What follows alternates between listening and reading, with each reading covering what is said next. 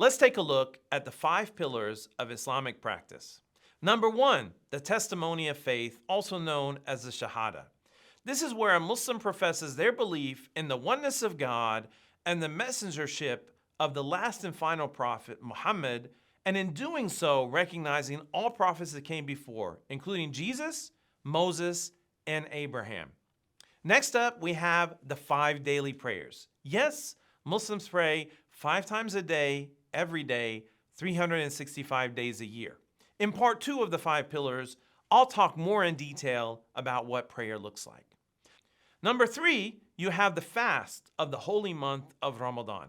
This is where Muslims abstain from eating, drinking, and sexual intercourse during the daylight hours for 29 or 30 days. You might be asking yourself, when is the holy month of Ramadan? Well, it's a bit of a trick question because it moves back 11 days each year.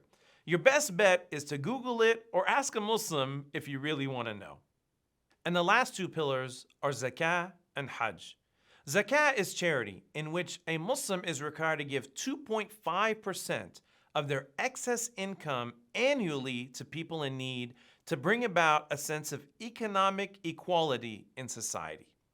And Hajj, which you may have heard of before, is the annual pilgrimage to Mecca that a Muslim is required to take once in his or her lifetime if they are financially and physically capable. There you have the 5 pillars of Islamic practice.